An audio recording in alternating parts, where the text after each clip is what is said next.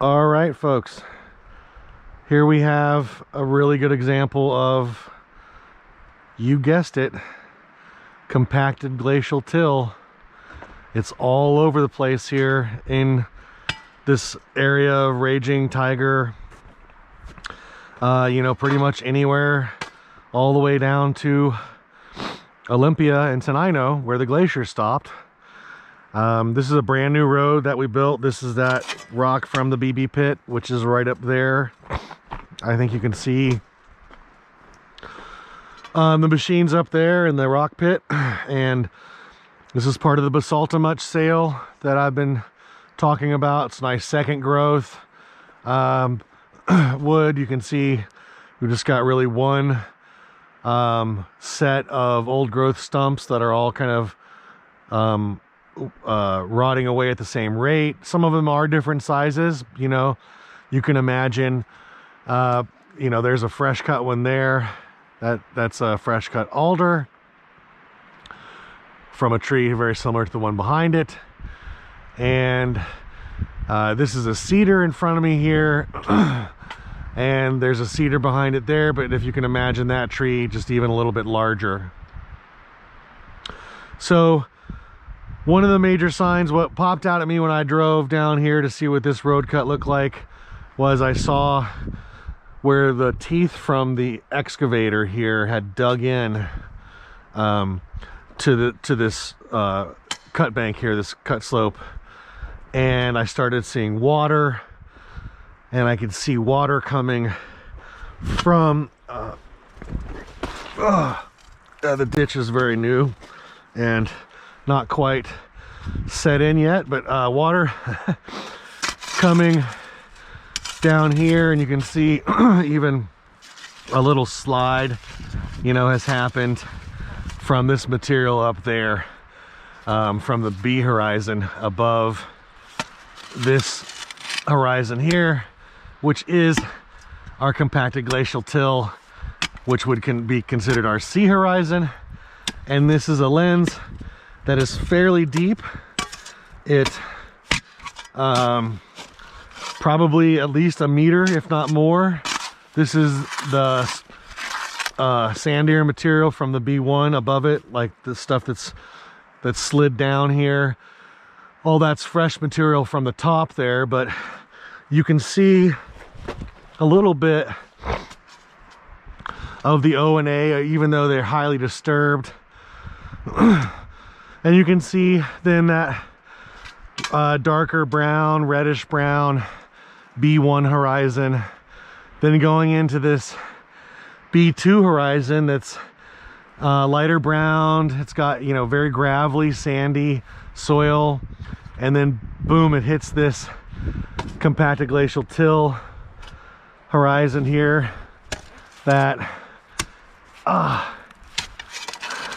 is probably 6 feet thick in some spots, if not more. You know, you can see here pretty easily, and this lens just goes and goes. You know, here's an interesting example of, you know, what tree roots do. You know, they hit this, can only go as deep as this till here.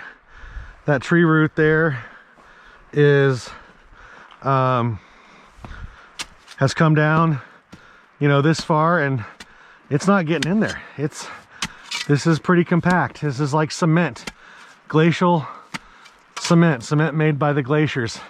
But then you can see on top of it, we have different material. You know, we have this dark brown and reddish B horizon from the organic matter that's weathering and leaching down into the B horizon. And then we've got those redox reactions going on because we have so much iron in our soil and our soils around here. Here's a chunk of this till. You can see there was a rock in there for thousands of years, and now it's broken out. You know, this stuff isn't as hard as other compacted glacial till. You know, you can imagine all this stuff, you know, ranges on a variety of different strengths. You know, everything's on a spectrum. And this stuff is not quite as strong as some other stuff. And it'll probably be stronger in certain areas, you know, harder to break through with roots than it is in others. You got roots coming here, but then they stop. You don't have roots here, you don't have roots here. And then what you do have here, which is pretty cool, the way the sun is coming in here, you can definitely see that we've got water seeping on top of the glacial till here. And again, like I've been explaining, what happens is when you get this sandy material on top of the compacted glacial till, you get landslide. And like we've been seeing on some of these road cuts, we've had some miniature landslides that were pretty neat to look at and see on a small scale. That said, though, we are going to be looking at some larger landslides a little bit later in the class on some of the next virtual tours here that we're doing for the soils class, Intro to Soils at Green River, because we are in the middle of a pandemic and we're having to teach the course completely online. And so we've come up with these video lectures and video field trips that I'm hoping will at least get you out into the field somewhat and see some of the soils that we would have seen in the class, and maybe even see some soils, hopefully, that we might not have been able to see. I do plan on heading up to the pass soon and trying to get to show you guys an example of an E horizon and some podzosols or spodosols, some of that podzolization and more fun soil scientist terminology there. But yeah, basically that illuviation and eluviation of materials, the organics and the iron oxides leaching out of that E horizon into the lower B horizon. We don't quite have that here because we don't have well, first of all, we have this compacted glacial till, which doesn't help, but we don't have the moisture amount that we need, and also the buildup of the organic matter is super important to getting that E horizon. You need a lot of organic matter, and up in the pass, the organic matter is thick because it takes longer for it to decompose. It lets people collect samples at home by swabbing their noses. Rob Stein, NPR News. The April jobs numbers came in pretty much as expected. In February, the nation's unemployment rate was just 3.5%. 2 months later, the national shutdown due to the coronavirus resulted in the worst monthly unemployment report since the Great Depression. The Labor Department today said the April jobs numbers showed the U.S. economy losing more than 20,000 jobs last month, with an unemployment rate at an astonishing 14.7%. Numbers show how what has been an overnight severe recession has been caused by slowing nearly every sector of the economy. Stocks gained ground today despite the bruising jobs numbers. NPR's Scott Horsley reports the Dow climbed more than 450 points. All the major stock indexes ended the week on a high note. The Dow jumped more than 1.9%. The S&P 500 index climbed nearly 1.7%. Those gains come despite a report from the Labor Department showing the U.S. lost more than 20 million jobs last month as Americans hunkered down in a desperate effort to slow the spread of the coronavirus. Unemployment soared to 14.7%, a level not seen since the late stages of the Great Depression. Job losses were widespread, though restaurants and retailers were especially hard hit. The only small consolation in the report, most of the newly unemployed described their layoffs as temporary and said they expect to be rehired. Scott Horsley, NPR News, Washington. Taking a look at some of the other numbers, the NASDAQ ended the session up 141 points today at 91.21. The S&P 500 climbed 48 points to close at 29.29. This is NPR. This is KUOW News. I'm Kim Malcolm in Seattle. 5 Washington counties got the green light today to move into Phase 2 in the plan to reopen their economies. They are Columbia, Garfield, Lincoln, Ferry, and Pend Oreille counties, all in eastern Washington. Here in western Washington, Swedish Health Services is losing $3 million a day because of the coronavirus pandemic. So now they're cutting down staffing and staff hours. That's in common with other healthcare systems across our region, which are also struggling. KUOW's Eilish O'Neill reports. Hospitals are losing money because they can't do scheduled surgeries and other procedures, and that's where their revenue comes from. Swedish said in a statement they don't expect things to be back to normal till late summer at the earliest. That's why Swedish is reducing hours for some staff, asking others to take 1 day off per pay period through the end of July, and offering voluntary furloughs. The multi-care health system has 8 hospitals across Washington state. It's in a similar position. They're telling 6,000 of their employees to take 1 day off per pay period between now and the end of the year. That's more than a third of their staff.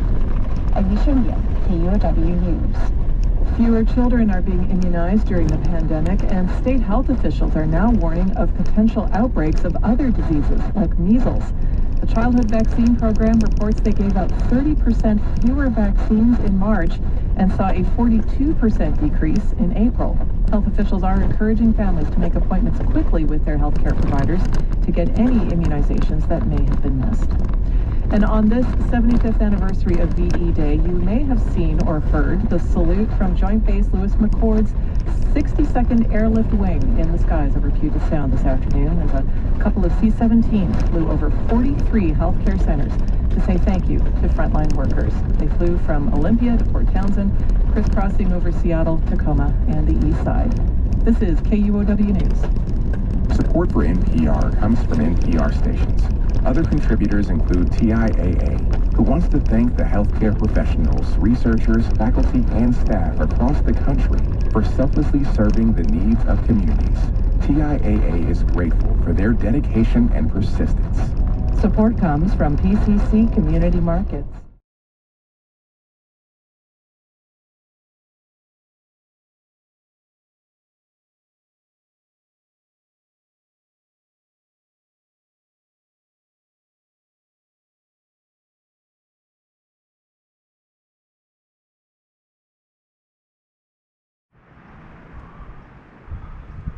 Okay folks, off in the distance there we have obviously Mount Rainier. You can see far off in the distance. You might be able to see some cuts even at the base of Rainier in that area. And we're looking south towards Enumclaw, and then Issaquah is back over this way. This is the long cut harvest that we did last year, and we are supposed to be doing site prep or vegetation control this spring any minute now. And as you can see, this is one of the reasons why I wanted to stop here. I don't have much of a road cut, but you can see here we have quite a bit of vegetation coming in, and a lot of red elderberry, Sambucus racemosa. A lot of ground cover type forbs, which are great. I love miner's lettuce. It's just a carpet of it in here, which is beautiful. And then we've got a lot of bleeding heart too, and some foxglove coming in, some grasses.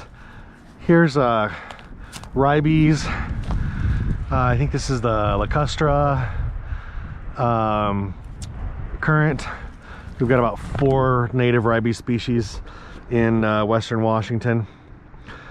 Got some bracken fern coming in, of course. It's a pretty ubiquitous fern. Well, we've got, the elderberry in here. We're looking at an RMZ of 180 feet on either side. It's a fish stream here, and so this is something that we're going to leave in perpetuity here. We did actually thin it, but as a one-time entry, which was good because we were able to recoup some profits from it, and then also kind of open it up some And hopefully we will eventually get some older tree structure and old growth type habitat is the idea of doing these late successional thinnings by putting in these skips and gaps here. So but I got distracted there, but I also wanted to point that out. This is a great example of a thinning, late rotational thinning that we do here in the Snoqualmie unit especially. You see a lot of sword fern, you know, back to the plants here, and that Sambucus racemosa elderberry. So those, you know, a lot of these plants now are taller than the trees we're going to be planting, and so we want to burn this vegetation back by using vegetation control, and then give our crop trees an opportunity to survive and thrive. And so I wanted to point that out. I also wanted to point out, although this isn't probably the most prime example, but this is a second growth forest. This stand here where we thinned over there is representative of the forest that was existing, which was second growth. And you can see we have just large old growth stumps. There's one in the background there. These are all fresh cut stumps in front of me. But yeah, we basically have one set of old growth stumps. There's one over there, and then the set of the stumps that were just cut. There's an old growth stump over there. Fire scar, there's one there. There's one that's heavily decayed there. And then you see a few maybe going out the road. This is pretty much the type of soil we're dealing with. We're on a ridge. It's very glacial, very sandy, very well drained. It is, you know, we've seen quite a few profiles. Oh, there's some nettles in here. That's nice. Stinging nettles are actually, you know, they're painful, but they do have a lot of medicinal properties as well. Pretty cool plant. And a nice patch of bleeding heart here. Lots of maple coming in, and here we have, you know, the native soil for this ridge basically, but it's super rocky. I can tell you that right now. I don't want to try and clean off this face. I don't want to dig a 12-inch hole. I definitely don't want to dig a meter size hole here. It's just too rocky. It would take too long. It's about 80 degrees out right now for May 8th, May 9th. That's pretty toasty. So I'm gonna hold off digging that hole, but I think I've covered everything I wanted to here. Lovely Mount Rainier view. We opened up with this sail, which we've had a lot of compliments on. This there's a trail incorporated here that they moved into the riparian area, which also is pretty cool. A lot of trail runners and horse enthusiasts, equestrians frequent this side of Tiger. Right below us is basically where Southeast Tiger Mountain Road meets with Issaquah Hobart Road. So I just wanted to point out the second growth stumps, the riparian area, and then also just the amount of vegetation that's come in here within a year, you know, and compare this to when we were up on Rattlesnake Ridge, which is back that way. When we were up there, we didn't have much vegetation, and that site has been cleared for almost 5 years now. So, you know, here, if we let this go, it would definitely reduce the establishment of our young baby trees that we want to plant in here, and we want them to grow up to be healthy, strong trees so that we can bring in revenue for the trust.